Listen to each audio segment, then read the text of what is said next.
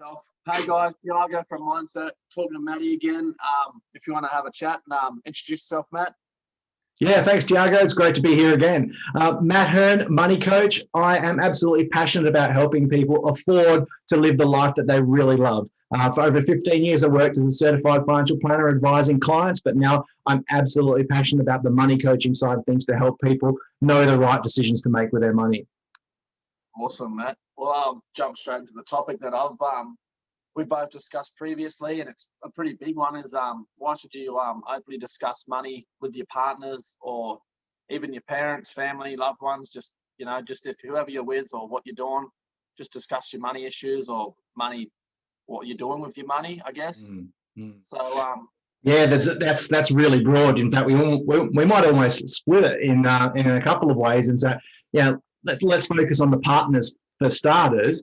But then I think both of you and I know that actually broadening that and being open, starting the chat about money with other people is really important too. But let's just laser in on the partners. So when you think about it, relationships aren't easy, mate. You've got two unique individuals with totally unique upbringings trying to come together, potentially cohabit, certainly live together and join certain elements of your life together. That's bloody tough, right? Just full stop. Relationships are challenging work. Now, the reason why the money is a really good, important thing to have a chat about in that is because it's not actually about the money.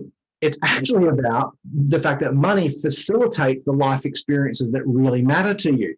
So you have got different things that really matter to you, potentially, compared to what really matters to your partner. And that's important to talk about. But then the next layer of that is, well, how are we going to fund that? How are we going to make our money decisions? So that's why it's really important. But, flipping it to the other way, another reason it's really important is because the research shows, and Relationships Australia did the Relationships Indicator Survey, 3 iterations of it.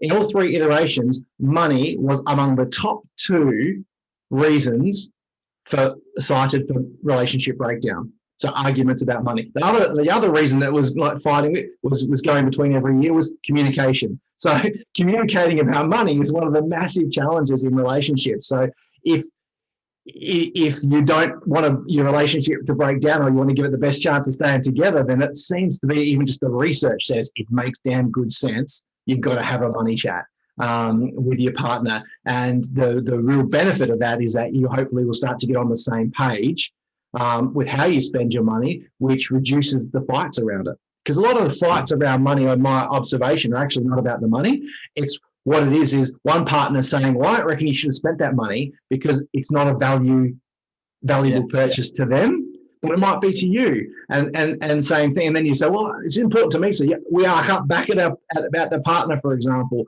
So really we've got to layer that back and go, oh, actually, this is important to me, and have a discussion with them around it. So that's I'm really passionate about relationships being thriving and strong, and money's a really big part of that.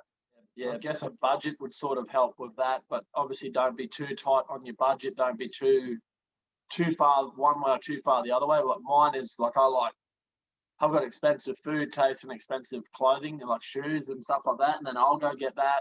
Then it sort of puts a bit more of a stress on our other budgets, and you just got to have that balance and have that discussion about, all right, if I don't spend this week, then next week I can do what I got to do, or how best to structure it.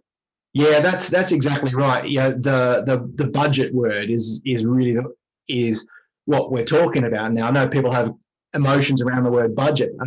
So I really think of it as a plan. It's a plan, right? It's me and my partner getting together and saying, here's our plan for our life. Now how we're going to fund it. That's what a budget is, right? And our plan for our life is you say, well, shoes or fancy or food is really important to me. And she's saying something else is really important to her. And if you have that conversation together and build the budget together, then you can spend as much as you can spend within your budgeted amount for your shoes, for example, your clothes, and she can spend on her budgeted amount. And then for you, if you spend less on that, maybe your agreement with your partner is you get to reallocate that to something else that's important to you. That's one way to go about it. But really think about it as we're going to create a plan together to be on the same page so that we both get to spend money on the things that really matter to us. Yeah. And we jointly get to spend money on the stuff that matters to us together, which might be education for your kids, for example. That might be a joint goal. And then if there's stuff left over, then you both get permission, you could say, to spend it on whatever you want, guilt-free. I reckon that's a really good part of, a really important part of healthy budgeting for couples, is that they allocate down the bottom a little bit of leftover money that is guilt-free spending. Yeah. So that's sort of no justification required for that particular category. Yeah, I actually heard one, I think it was a while ago when I was listening to one of those money podcasts. It was like, say you want something, it costs $300 for a pair of shoes, you want it, leave it for a week, and if you still want it 2 weeks later, then get it. But leave it, and obviously talk to your partner about it, let them know, and then leave it for 2 weeks. And if you still want it that bad as you did when you went in the shop that day, then obviously you want it that bad, you want to go get it. But if you'll go away sometimes and you go, I don't even want them shoes or whatever it is, and you'll be like, I'll just save myself, because you'll bring them home, wear them for a couple of times, and then be like, okay, that was a waste of money. Yeah, that's exactly right. Like impulse spending or buying things on impulse is one of our greatest challenges, because we are totally immersed in a spending buffet where we're like over 5,000 marketing messages a day, and it's easy to just whack out your plastic or your phone these days and tap and go, right? And if there's money there, away you go. If that's your only reference point of whether it's affordable or not, is if there's money in the account or available credit, it's a pretty crap reference point, really. So that your plan has to be that. So that tip, that is, I would think of that as a hack to minimize your impulse spending. But what in the budgeting approach I encourage for people who are managing their money is that they do have an allocation for impulse spending. So that they can just tap and go, but it has to be the last allocation. First plan for all the predictable stuff and save for all the significant things in your life, and then have an impulse allocation. Where people go wrong is they go the other way around. But that hack is a really important one. One of my other clients, one of the ways she dealt with it, online shopping was her challenge, right? So what she did was she would create kind of like a wish list through her browser. So not actually like within the Amazon wish list, because that's dangerous, because then they send you emails about it. But yeah, that's right. But like actually like saving bookmarks in her browser. So if she wanted something, she'd save all these bookmarks in a folder. And then if she went back in a week or two and she still wanted it, same technique. So it's really around finding the right hack. To a couple of hacks there. So one is, for me, compartmentalize impulses or isolate them is the overall hack that I would talk about. And then to make that impulses allocation last even longer, do the thing like you're talking about, is when you see something, don't buy it immediately. See if you still want it a week or two later. Yeah, because even then, when you leave it for the week or two, you might even see it somewhere else for $100 cheaper anyway. That's what usually happens to me. I buy something, go down the road a week or two later, and it's on sale 50%. You just be like, oh. Yeah, that's bloody inevitable, right? Even if you do wait a week or two, in particular with ordering online at the moment in COVID, things are taking longer to deliver. By the time it arrives, it's like, oh, darn it! Definitely. Could have gone cheaper, but the reality is accepting that that's part of it. The most important part is what you raised: is do I really need it, or am I? Is it just an impulse? And that's so much of our spending is based on impulse. It can be based on how we're feeling in the mood. All right, a mood at that particular time. So that's why when we're feeling low, really good idea to avoid shopping centres. Yeah, definitely. Yeah, I get to like a point sometimes. I'm just like, let's go to the shop next minute. I know I've got money, and I'm like, I need all new clothes. I need the whole lot, and I'll try not to. Usually I don't, but sometimes I do, and it's like, why did I do that? Yeah, that's right. Yeah. So have you worked out with the clothes thing that not to unpack them yet?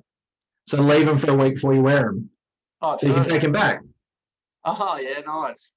That's another technique with a client. But one of my clients where that was another one of her challenges. That's what she would do. Is that she would that was her, you could say her interim step to building a better habit was not to go too big a jump, but to still her tiny habit was, okay, if I accidentally buy something on clothes that I don't really need, I won't wear it straight away, and I won't beat myself up for doing it. I will just accept that I'm going to spend the extra time to take it back and let go of any embarrassment around doing that. So that was her time. That was a tiny step that you can take if that's one of your challenges. Yeah, definitely. Well, that's awesome, Matt. Well, probably that's enough for me. I've got a lot of tips and tricks. And another thing that we added this chat was another word to pretty much add to the breaking the money stigma was the budget. Budget.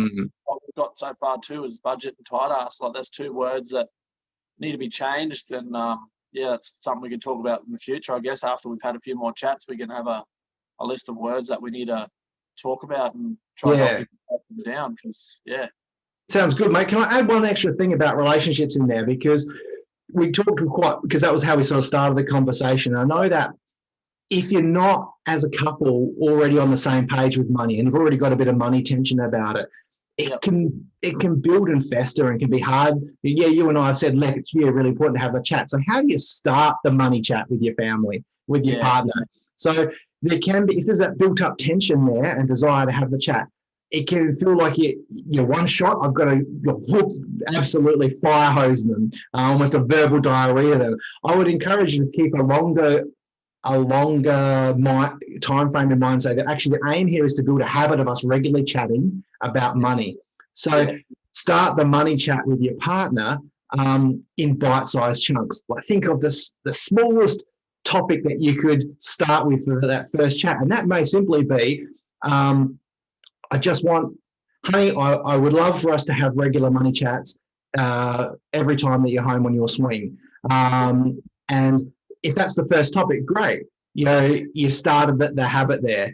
And also pre-framing with your partner and say, hey, I'd love to have a money chat with you. Can we do it on Friday? And I only need 5 minutes of your time. That can somehow take away some of the tension and enable it to easier to start the money chat. And then you build up a habit from there.